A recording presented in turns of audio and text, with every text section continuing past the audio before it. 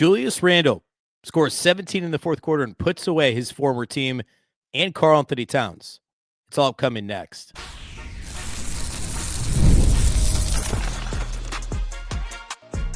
You are Locked On Timberwolves, your daily Minnesota Timberwolves podcast. Part of the Locked On Podcast Network, your team every day.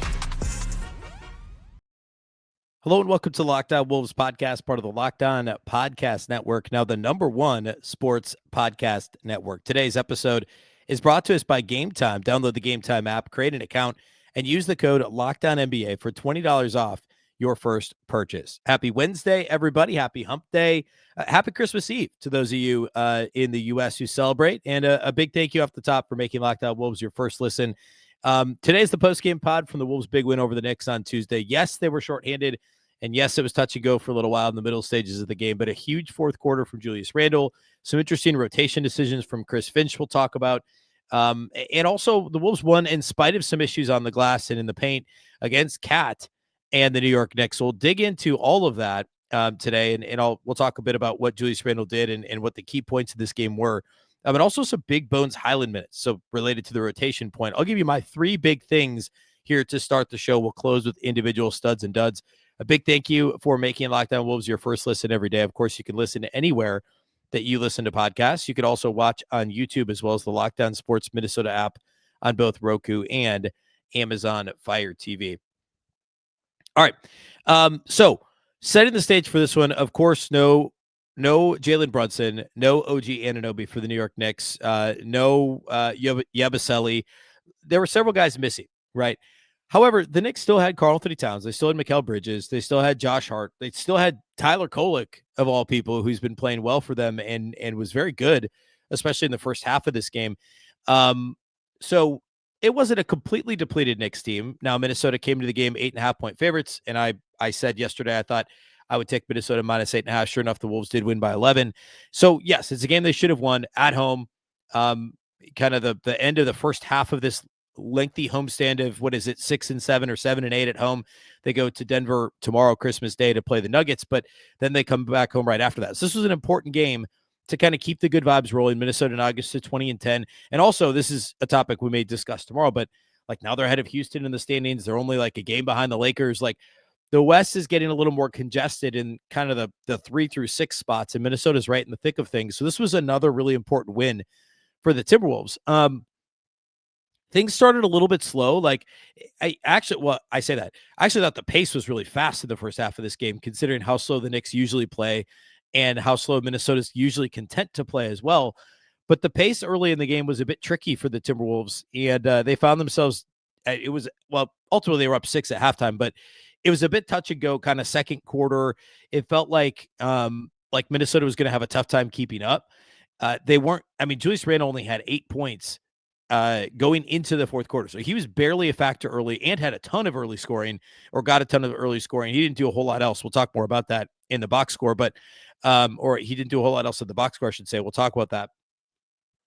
But like early in the game, the Wolves weren't shooting the ball well from deep.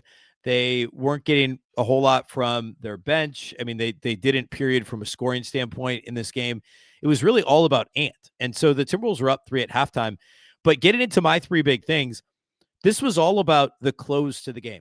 Minnesota was actually down by 3 at one point in the third quarter. The latest point they were trailing was late in the third. They were down 71-69. Then they went on an extended 19-8 run, which spanned into the kind of the middle part of the fourth quarter.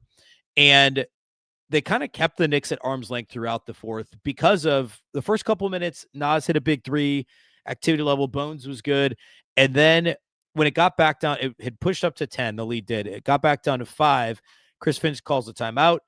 And actually, the Knicks might have called timeout after the Nas 3. There was a timeout early in the fourth quarter, and Chris Finch pulls Nas Reid and goes back to Julius Randle, which is the opposite of what he did the other night against the Bucks. And Nas Reid had a strong close. Randle had another tough game. And just yesterday on Tuesday's show, we talked about how lately Julius Randle has struggled and Nas Reid has picked up the slack. They both played well in this game. I know Nas only ended up scoring 8 points on 12 shots, but I thought he played well. He hit that big 3 in the fourth quarter. He had 11 boards. We'll talk about the rebounding here in a little bit in just 25 minutes. I thought besides missing shots, Nas Reid was good in this game. And Julius Randle had been bad to that point. But Chris Finch went back to him, and it turned out to be the right decision. And Randle scored 17 points in the fourth quarter. 17 of his 25 points he scored in the fourth. Didn't make a three all night, but was super active from inside the arc in the fourth. Got a traditional three-point play, had a steal and dunk against Karl-Anthony Towns that more or less kind of, I don't want to say sealed the game, but that was kind of the final momentum push that made it feel like, okay, the Wolves have this thing. They're going to keep the Knicks at arm's length. It was the Randle push. I mean, the Knicks, when they got to within 5 that I mentioned a moment ago, the timeout was called. Randle scored 13 straight points for the Timberwolves. The Knicks had a couple buckets in there. It was like a 13-4, 13-6 run, but Randle scored 13 straight for the Wolves. And that was what put this thing away, was Julius Randle's fourth quarter. He finished with 25 points on 20 shots, 10 of 20 shooting, didn't make a three. It was 5 of 5 at the line. And again, it was the close to this game that was massive for Julius Randle. That's my first of my 3 big things. The rotation decision by Finch, which we'll come back to the rotation here in a minute. Actually, we can hit that now too. But also the fourth quarter execution of going back to Randle going to work in the mid post, taking Cat, dropping him off at the rim a couple of times, getting the steal on Cat on the left wing there, and the poke away and the dunk that led to Cat making a Cat face about thinking he got fouled. And that was like Randle against his former team. That was massive in the fourth quarter. My second of my 3 big things related the rotation minutes. So swapping the bigs in the fourth quarter was a big decision by Chris Finch. Naz didn't see the floor again. I don't think he had played 25 minutes overall in this game, and had 8 and 11, 8 on 12 shots. But overall, like I said, played well. But going to Randle when he did was big. Also, keeping Bones Hyland on the floor for the first part of the fourth quarter, I thought was a smart decision as well. And Bones ended up with only 9 points on 10 shots. Again, not efficient. Like, no one on the bench scored double figures. The bench overall only scored 22 points. But to get their 22 points, they took 25 shots to do it. So not an efficient bench scoring night at all. But they had 8 total assists to 5 turnovers, which isn't great. But 8 assists, 15 rebounds across the 4 of them. Naz Reid, Jalen Clark, Bones Hyland, and then TJ Shannon played 6 minutes. But both Naz and Bones, I thought, played well in this game, even though they combined, the 2 of them, to shoot just 6 of 22 and just 5 of 18 on threes. Besides the shooting, both Naz Reid and Bones Hyland played well. In fact, that's kind of evidenced by Bones being a plus 24 in 25 minutes in this game. Nobody else on the Wolves was better than a plus 11. And by the way, everyone on the bench was at least a plus 7. But no one else was above a plus 11 for Minnesota, except for Bones Hyland, and he was a plus 24. Sometimes that's an indictment on who they were on the floor or who was off the floor when they were on the floor. That's a little bit the case in this game. I mean, Conley was still a plus 4, but Donte DiVincenzo was a minus 11. And if you're a regular listener, you know I don't love to harp on individual players, single game plus minus. But I do think in this instance it matters. Donte DiVincenzo was a minus 11 in 32 minutes and really struggled. I think he had 1 3 in the fourth. He did have 8 assists. That led the team to only 1 turnover. But shooting the ball, scoring the ball was not effective for DiVincenzo in this game. And Bones Hyland was really good. So credit to Chris Finch for sticking with Bones early in the fourth quarter and for making the switch from Naz Reid to Julius Randle when he did, but also riding Naz through the end of the third and through the first part of the fourth quarter, which is a close to a normal kind of rotation pattern for Chris Finch with his bench guys and his bigs. But to stick with it, I think when Naz was both guys were struggling to score, but Randle especially has been struggling we talked about this yesterday, for the last 4 games. He's been bad offensively. The shooting from the floor has not been good for Julius Randle. But to go back to him against his former team in the fourth quarter was a really smart decision, and it turned out extremely well for Minnesota. I've got a third of 3 big things to hit on, and then I'll get into a couple of other notes. We'll talk about my third thing is something the Wolves struggled with in this game that kept it relatively close. And then I'll hit on a couple of reasons why they ultimately pulled it out. Outside of the fourth quarter Julius push and outside of the rotation decisions in the fourth quarter. And then we'll close today's show with individual studs and duds. We'll do all that here next. Today's episode of Locked On Wolves is brought to us by our friends at Prize Picks. The holiday season is one of the best times for sports. Bowl games, big basketball matchups, playoff pushes in the pros for NFL. It's all happening at once. And while we're all making choices every day, one of the most fun places to make the right call is Prize Picks. Prize Picks is the easiest way to get in on daily fantasy. Just pick more or less on at least 2 player projections. Lock in your lineup and you're in the game. It's simple, fast, and available in 45 states. That includes California, Texas, Florida, Georgia. Again, 45 states. You could do it. Prize Picks will add a layer of excitement to everything you do during the holiday sports schedule. Create a lineup in less than a minute. The app will make the whole process smooth and intuitive. You can choose from a huge range of unique stats as well. You can choose fantasy score, more or less, field goals attempted, free throws made, turnovers, passing yards in football, touchdowns in football, whatever fits your strategy. Plus, they have an early payout feature. When your lineup starts strong, you could choose to cash out early if you get that option. Download the Prize Picks app today. Use the code LOCKEDONNBA to get $50 in lineups after you play your first $5 lineup. That's code LOCKEDONNBA to get $50 in lineups after you play your first $5 lineup. Prize Picks. It's good to be right.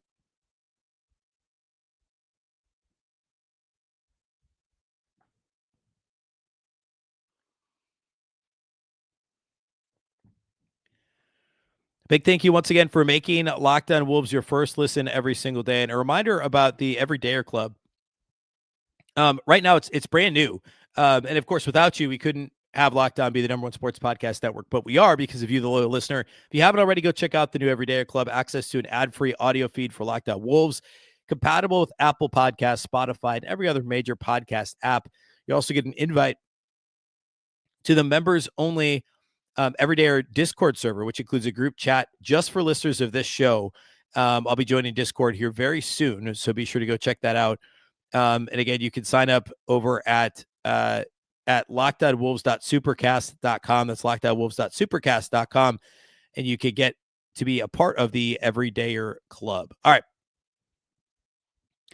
right. So my three big things. The first thing is Randle's fourth, keeping the Knicks at arm's length. And then the rotation minutes, the bones minutes, the rotation decisions, I should say, that Chris Finch made late in this game. But then the other thing is not a positive thing, and it's why this game was so close for so long. The Wolves got crushed on the glass for the entirety of this game, and in turn gave up a lot of points in the paint. Minnesota was a minus 13 on the glass. They gave up 18 offensive rebounds. And I talked about this yesterday in previewing this matchup. I said, look out for offensive rebounding. This Knicks team isn't going to have Jalen Brunson. They're not going to have OG Anunoby, but Cat's going to offensive rebound. Mitchell Robinson's going to offensive rebound. You got to look out for their bigs against Minnesota. And we know the Wolves have been a kind of top 12 defensive rebounding team all season, but they're not getting there by always being good. They're getting there by sometimes being great and sometimes being terrible on the defensive glass, I should say. And they were really bad, especially in the first half of this game. And it's what led to this only being a 6-point game at halftime, only being a 6-point game going to the fourth quarter. They also were a minus 12 in points in the paint. And a big part of the Knicks' 54 points in the paint was those 18 offensive rebounds. And yes, Karl-Anthony Towns was a huge part of that as well. Cat had 4 offensive rebounds himself. And sure enough, Mitchell Robinson, despite only scoring 2 points, had 6 offensive rebounds. 6 of Mitchell Robinson's 7 rebounds were on the offensive glass. You had overall, again, 18 offensive rebounds, far too many, and a minus 12 points to the paint for Minnesota. It's exactly what I identified as one of my concerns in the preview on Tuesday's show. So Minnesota withstood that ultimately, mostly because they shot the three so well in this game, and because they had an advantage in transition. But limiting those half-court opportunities, or limiting, I should say, the second chance opportunities in the half-court, because this is, again, a depleted offensive team. The only guy that was a good offensive player for them in this game was Karl-Anthony Towns, and he did a ton of his damage very early. He wasn't great in the second half. Yes, he kind of kept him in it, but he was the only guy that had any semblance of juice offensively. He had 40 points on 24 shots. He turned it over 5 times to only 1 assist. Josh Hart had 6 turnovers and scored just 12 points, had 14 shots. Bridges had just 15 points on 16 shots. Kolek gave him some punch in the first half, but only 20 points on 22 shots. And Minnesota forced 19 Knicks turnovers, which then in turn led to the transition opportunities where Minnesota had an advantage. But again, it's a bit of a concern that, against a shorthanded team, you have to know that this Knicks team is just going to really crush the offensive glass, because it's their only real way to generate additional offense this side of Karl-Anthony Towns, right? The bench overall only scored 15 points for them. So they had to rely on Cat. They had to rely on Kolek and Bridges. So, and again, offensive glass. So disappointing and concerning that was a problem, but kudos to Rudy Gobert for 16 boards in this game. Another strong rebounding game. We'll talk more about him here in a minute when we do studs and duds, but his performance was huge. And then Naz with 11 boards in just 25 minutes. Those are the only 2 guys that came to the rebounding party. Like, Julius only had 6 boards. Nobody else in this team had more than 3. Like for Ant to play 37 minutes and only grab 2 rebounds, that's an issue. He's got to do better there. And honestly, like you look at Conley, DiVincenzo, and Edwards, all of whom played more than 30 minutes, they combined for 5 rebounds. Like total up their minutes, they played 99 combined minutes and had 5 rebounds. Not great. And then you add Julius getting just 6 rebounds in 33 minutes. That's a concern. It's a problem. And they're fortunate that they were able to overcome that. And again, the way they did that was 3-point shooting, turning the Knicks over, and because of the turning the Knicks over, getting some of those 3-point shots and also scoring more in transition. The Knicks had 19 turnovers in this game. Minnesota had 12 steals, 4 of them by Anthony Edwards. Despite not doing much on the glass, 2 boards, and only having 2 assists, he had 4 steals in this game. And every Timberwolves starter had at least 1 steal. 4 of them had at least 2 steals. So 12 steals, 19, I said 18 before, 19 Knicks turnovers, and scoring in transition. And then ultimately Minnesota also, yes, they actually shot a worse percentage than New York from outside the arc, but they shot 16 more threes and made 4 more threes. They won by 11. They scored 12 more points outside the arc than the Knicks. You could also add in free throw shooting. Again, struggling from the line a little bit, just 70% as a team, but they made 5 more free throws than the Knicks. So how do you make up for second chance opportunities for your opponent? Well, you're a +5 at the free throw line, and you're a +12 in terms of points outside the arc. And Minnesota did those things in this game to end up, again, in the fourth quarter at least, holding the Knicks at arm's length. Just looking through some other notes here. Those are kind of the big ones. We'll talk about studs and duds here in a minute, so we'll get into some Ant stuff. We mentioned Dante. Bones was big. We'll talk about him a little bit more in studs and duds as well. Some pretty good Jalen Clark minutes as well. I mentioned earlier that everyone on the bench was a positive +-. Jalen played 14 minutes, which was nice. He hasn't quite hit that 15-minute threshold that's so important. You know, the statistic of the Wolves being, what are they? I don't know, 12-0 or something when he plays 15 or more minutes. He only got to 14 in this game, but he made both of his shots. He made a 3-pointer, had a nice pump fake and drive, and then like a little teardrop from the baseline, 6-8 feet out. That was a nice shot from Jalen Clark. We don't see a whole lot of that, right? He's either layups or corner threes, but it was a nice offensive move. He had 3 assists in 14 minutes. Some nice Jalen Clark minutes, and ultimately they're going to need him, especially like if he's going to play more minutes with Bones, he's going to have to at least be able to knock down open threes, which I know is kind of always the thing with him. And we're always hovering around league average with Jalen Clark outside the arc, but that's going to be important moving forward. Yeah, I mean those are kind of the big things, and from a rotation standpoint, I thought Chris Finch pushed the right buttons with Jalen Clark as well. Like we talked about specifically in the front court, but I thought when Clark played, TJ Shannon was kind of an afterthought. He played just 6 minutes, only got up 1 shot, was fine, like didn't do anything terrible in this game. Like it was fine. Notably, Rob Dillingham didn't play again for the second straight game. Obviously a function of both Mike Conley and Anthony Edwards coming back from injury and everyone else being healthy. This is now an 8.5-man rotation with Bones part of the 8. And look, as long as this team's winning and Bones Hyland is putting up a +24 in 25 minutes, even though he didn't shoot the ball well in this game, and man, he is more than happy to squeeze the trigger on a 3. Like he shot 9 threes in 25 minutes, was second on the team in 3-point shooting. Like he somehow shot 2 more threes than Dante DiVincenzo while playing 7 less minutes. And Dante's never met a potential 3-point shot he didn't like. Bones clearly has the ultimate green light, just like Dante does. Even though he's not as good of a shooter as Dante DiVincenzo, like it's working. I think there's probably an expiration date on the Bones Hyland experience, at least at this level of usage and at least at this level of minutes. But right now, it's the threat of another guy who could score off the dribble, the threat of another guy who's willing to launch from anywhere at any time. That's helping open things up for Anthony Edwards and others. And I would also include Julius Randle when they share the floor together. We saw that a little early in the fourth in this game, and it worked out well. But that's something to keep an eye on moving forward. I just don't know what the shelf life is of Bones in this high usage of a role at this many minutes. But it's working, and look, it's working until it doesn't. And I have a hunch when the competition gets a little tougher in January that perhaps that starts to shift back. Ultimately, Rob Dillingham and TJ Shannon have to be better, and Rob's going to have to play some minutes. It's too bad after he played well against the Thunder on Friday. But as I said on Monday's show, I do think it'll be a little bit matchup dependent moving forward when he sees the floor. And I don't think he's like in the doghouse or anything. He played well the last time he played. So it's just a numbers game, and Bones is playing well at the moment. Okay, let's talk individual studs and duds. We'll peek ahead at what's next, and that's how we'll close out the show here today.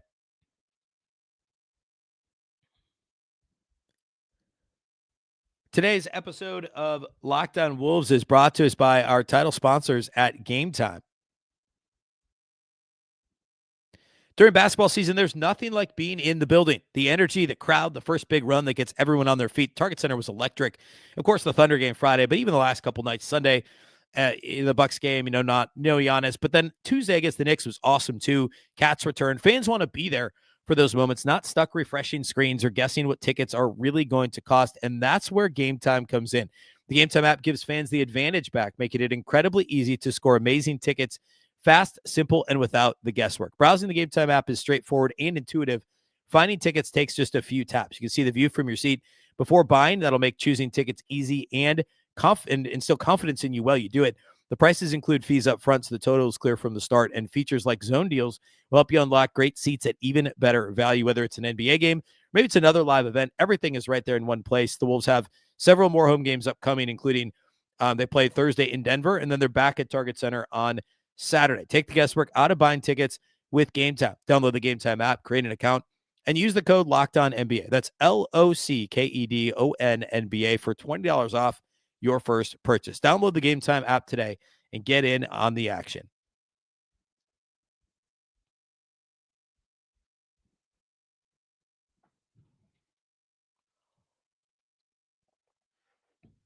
Okay. Let's close this thing by talking individual studs and duds. Not too hard to figure it out for this one. Obviously, Anthony Edwards was really good, especially early. We talked a lot about Julius late. Ant had 38 points on 27 shots. That's efficiency we'll take. Nearly a point and a quarter a shot, which is great. Point per shot, like 1.3 or something like that. That's good. We'll take that. 4 of 10 outside the arc. That's fine. We'll take that. 4 of 6 at the line. Yeah, you'd love it to be 5 of 6 or, 6 of 7 or something like that. We'll take 4 of 6, right? 38 points on 27 shots. Plus 4 steals for Anthony Edwards. That means it was a good night for Ant. Again, the first half was really good. And then a couple of good moments down the stretch as they held the Knicks at arm's length, even though that was mostly credit to Julius Randle. Ant had some moments as well. But early, he was trading blows with Karl-Anthony Towns. And somebody had to. Somebody had to go toe-to-toe with Cat. And Ant was willing to do it while Julius was struggling offensively. Until Julius's fourth quarter, nobody else had more than 11 points for Minnesota. Randle came into the fourth with 8 points. And Ant had, I think he was 30 plus before Ant had, I think 31 or 30. It might have even been 35 going to the fourth quarter. He finished with 38. But Rudy and DiVincenzo each had 11. Nobody else was in double figures for this team. And Randle thankfully had 17 in the fourth. Otherwise, it was all Ant to that point, carrying Minnesota's offense to what was still a 6-point lead at that point. So credit to Ant for that. Yes, we'd love him to have more than 2 boards and better than a 2-to-1.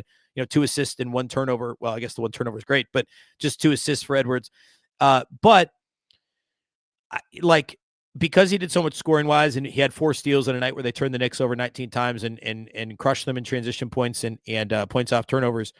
That's a huge credit to Anthony Edwards. I thought overall this was a really strong Ant performance, and obviously Minnesota is not in a position to be up 6 in the fourth quarter if Ant doesn't play well for the first 3 quarters of this game. Julius Randle, of course, also a stud in this game, 25 points on 20 shots, as we talked about, only had 8 going to the fourth, scored 13 straight for the Wolves and ultimately 17 in the fourth quarter, was 0 of 4 outside the arc, but that means he was 10 of 16 on twos, 5 of 5 at the line, 6 rebounds, not enough, but we'll take it, 3 assists, 3 turnovers, 1 steal for Julius Randle, and again, the fourth quarter was monstrous for Julius, so he gets a stud for this game. I think the third one's got to be Rudy Gobert. Haven't talked about him much. I thought, again, he led the Wolves in minutes once again. Minnesota needs Rudy Gobert on the floor. And I know for non-Wolves fans, it's just shocking. But Minnesota's defense tanks without Rudy Gobert. It shouldn't be shocking. He's a 4-time defensive player of the year. But he was a plus 10 in 38 minutes. In a game they won by 11. He had 11 points, 16 boards in this game. And this is, again, Nas had 11 rebounds in 25 minutes. No one else had more than 6 rebounds. And Rudy Gobert had 16 in 38 minutes, was a huge part of limiting what the Knicks were able to do, at least from a second chance point opportunity. And the lack of rebounding for Minnesota on the defensive glass is not Rudy Gobert's fault. He did have 6 offensive rebounds as well. The back taps have been huge for Rudy, and 5 stocks in this game, 3 blocks, 2 steals for Rudy Gobert. So he had 11 points, 16 rebounds, 3 blocks, 2 steals, and 2 assists. Really, really strong game for Rudy Gobert. So I go Ant, Randle, Gobert as the studs in this game. We talked about Bones Hyland being a plus 24 in 25 minutes. That's great. I like good performance from Bones Hyland off the bench, of course. In terms of duds, none really. Like Conley was Conley. He kind of was the straw that stirs the drink and was on the floor, hit a couple of threes, didn't do much else, only a couple of assists. Dante was a minus 11, which was by far the worst mark on the team. But he had 8 assists, which led the team only 1 turnover. Just the shot wasn't falling for DiVincenzo. He did hit a big 3 in the fourth quarter, was able to kind of glare at the Knicks bench, and that was fun. But it wasn't a great DiVincenzo game. I don't think I'd give him a dud, though. I honestly think on an individual level, even the guys that shot the ball poorly, and the Wolves did shoot the ball poorly, just 33% outside the arc, 70% at the line. Like Nas, Dante, Bones, those guys all played well outside of shooting. The 3 of them combined to shoot 9 of 31 from outside, or not from outside the arc, period. 9 of 31 from the field. DiVincenzo, Reid, and Hyland. But they did a lot of other stuff well. DiVincenzo had the 8 assists. Bones was the plus 24. Reid had the 11 boards in just 25 minutes, and I thought was appropriately active on both ends of the floor, especially offensively in this game, even with the shooting. So it's hard to complain too much about the overall output and the outcome of this game, even though the shooting wasn't ideal. So a nice overall team win. I know the Knicks are shorthanded, but Cat dropped 40. Cat's still a really good player. Mikal Bridges, Josh Hart, Kolek played well, had 20 points in this game. Like, this is still a good Knicks team. So for Minnesota to be able to pull it out by double figures is still a nice win. Something I forgot to talk about earlier, and maybe we'll hit this more tomorrow. We saw a lot more zone. The Bucks game, there was a ton of zone that the Bucks played against Minnesota on Sunday.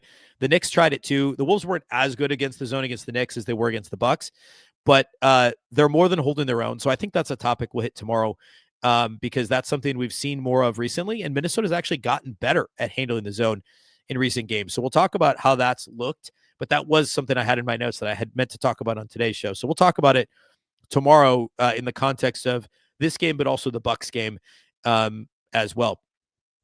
All right, so tomorrow, Wolves Nuggets from Denver. It's the last game of the Christmas Day slate on ABC and ESPN. It's 9:30 Central Time in Denver, and then Minnesota comes back home to close out this, ultimately 6 games in 7, or 6 out of 7 games at home. It's not really a home stand anymore because it's a 1-game road trip now, but they come back home for Brooklyn on Saturday, and then next week, winnable Eastern Conference games at Chicago, at Atlanta, at Miami, at Washington, which takes us through the first weekend of the new year following New Year's Day. So a decently easy, if you will, upcoming schedule once you get past Denver. Yes, we will have a Christmas Day show. I'll have a show that likely we'll record tonight, so it'll post early on Christmas morning for your listening and viewing on YouTube pleasure to get you ready for Wolves Nuggets Thursday night. So we'll talk about Wolves against the zone. We'll talk about recent trends. We'll talk about Wolves Nuggets matchup. We haven't seen Denver since second week of the season, way back in late October, which was the antless Denver game where Minnesota lost by 13 with no Anthony Edwards in Minnesota. So we'll talk about that matchup Thursday, what to expect, what the Nuggets have been up to. Related, Denver is still third. Well, actually, I should say they're now just third in the Western Conference because the Spurs have won 7 straight. Basically, the Spurs haven't really lost since the Wolves beat them without Wemby, of course, a few weeks ago. And now the Nuggets are third in the West. Minnesota's only a game and a half behind Denver. So they beat Denver on Thursday. And, Minnesota is just a half game out of third place in the West. Like, this thing is getting jumbled in the Western Conference. We'll break that down a little bit on tomorrow's show as well. A big thank you for making Locked On Wolves your first listen every day. Of course, this show is free and available everywhere. That includes YouTube as well as all of your favorite audio platforms. Wherever you like to listen to podcasts, you can find Locked On Wolves. A reminder, if you need a last-minute holiday gift, or if someone keeps asking what you want, you can make it easy. Ask for the Everydayer Club. Ad-free episodes of this show, exclusive Discord server access, and more. Again, you can get your subscription through lockedonwolves.supercast.com. So again, lockedonwolves.supercast.com. Get your Everydayer Club, your ad-free episodes of the show, and exclusive Discord server access. Of course, this show is free and available everywhere. That includes YouTube, as well as all of your favorite audio platforms. And it's also part of the very same Locked On Podcast Network, your local experts on all the biggest stories. Once again, I'm Ben Beecken. This is the Locked On Wolves podcast. and we'll catch you next time.